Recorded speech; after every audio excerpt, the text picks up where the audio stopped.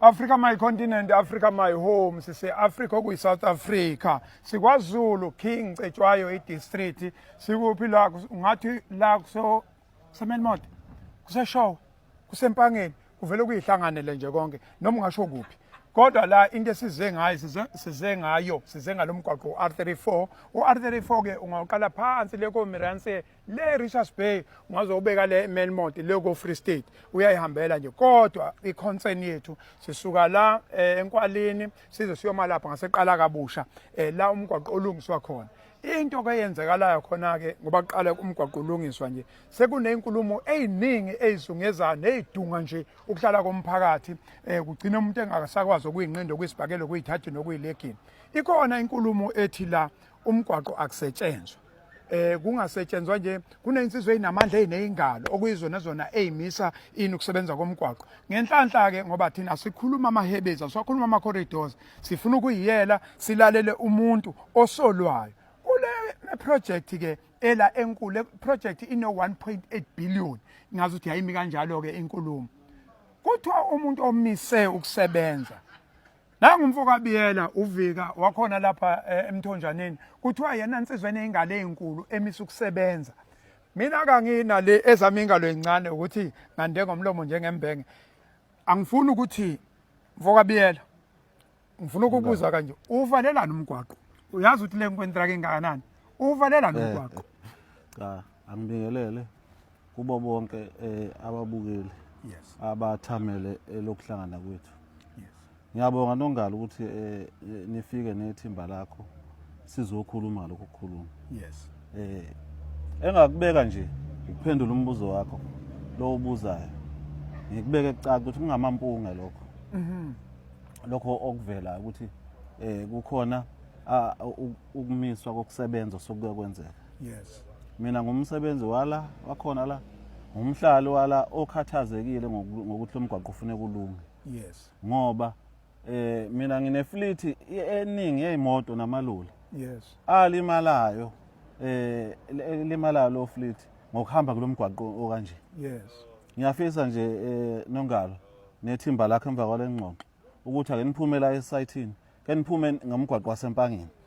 niyophuma ngasempangeni uma senihamba ke nibone ukuthi izimoto zethu noma zomphakathi nezabantu nje bonke baSouth Africa zihamba endaweni enjani kuleya ngxenye esezantsi lapha kaR34 mina ngathi nje kunomkhankaso ophumile ku social media wabantu abakhona nje ukudicilela igama lamphansi isizathu salokho mangithi ngiyakubheka ukuthi mina ngusihlalo wosomabhizinisi la eKing Cetshwayo owakhethwa emhlanganweni nje owawukhona abantu beyikhethela bona ukuthi bafuna ukuhola ubani angaze ngikhethwe ngoba nginezingalo ezinkulu futhi abantu bangincenga ngangafisi nokuthi ngibe kulawo makomiti ngoba nginemsebenzi yami engixakile engibuye ngiyenze even ngaphandle kweprovince yaKwaZulu Natal manje ke babe bengincenga ke ukuthi bacela ukuthi ngibalekelele ukuthi kube yimina ohola istructure leso noma lelo komiti lo somabhizinisi ababelikhetha ungakahambi kakhulu Biyela uzothiwa bakuncengela ukuthi uzokuthiwa wena uhlangane nekhansela enizihlobo nalo lenhlangano engeke ngisayibiza kuthiwa wena ufike la wazosabisa usonkontract hayi une security company eqashwe la wena no khansela na inqumela u7 days ukuthi le security company esebenza la impela ni 7 days ayibingasekho ukuze kuzosebenza inkampani yakho unakane baze babhala abantu bathi yakhe security unakane kodwa umuntu wena angathi uyamsebenzisa phambili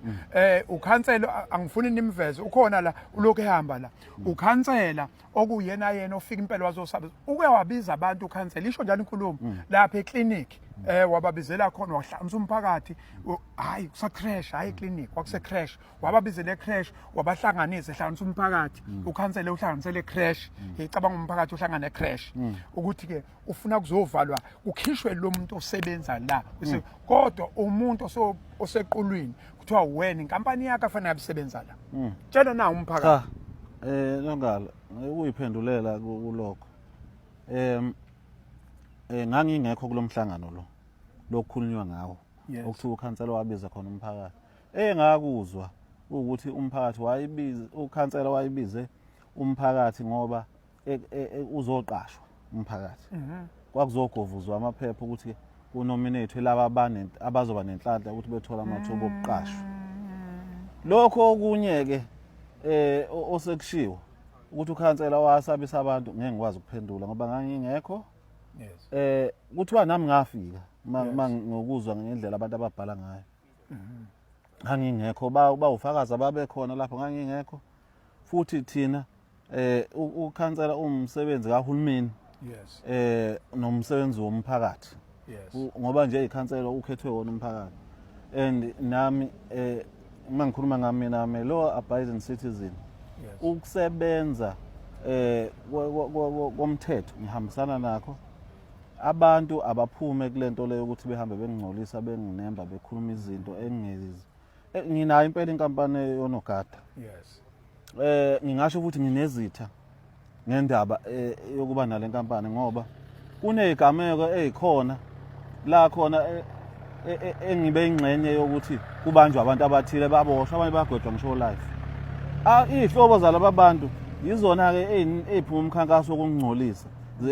zithi ngihabula lo bani ngenzani yonke lento engekho. Kade mina ngisenkantolo ngiboshwe ngawo ngendaba social media kwathiwa ngibulele umuntu othile kodwa ngacela enkantolo ukuthi akhishwe ubufakazi ngoba lento ekhulunywa ngiyazi kodwa mase singiyabheka yiyo lento ka social media amaphoyisa angibopha nje ngezinto ezayibhalwa abantu kodwa ufakazi abukho. Sesiyayivala ke Africa My Continent umhlangano besinawo la besizolalela ngoba sikuzwile konke lokho akushoyo sikuzwe social media kodwa umuntu obeshera umhlangano Lieutenant Colonel uMncwango ophuma lapha eMlalazo ophuma lapha eShowe usonkontraki inkontraki esebenza la ibe khona nokhansela usolwa ube khona kodwa ucomplainant shuthi lo khalazwa ukuthi inkampani yakhe yakhishwa uyena obengekho ama stakeholders abekhona onke ongangokuthi nje igama eliphume ensizweni okuthiwa uNkomonde esebenza kwa Exmo kwa Crossmo lithe akaze ume umsebenzi uyahamba umsebenzi kuyasetshenzwa ne consultant nayo yafika futhi yathi cha lokhu yaqala ngoFebruary yona akaze umsebenzi ume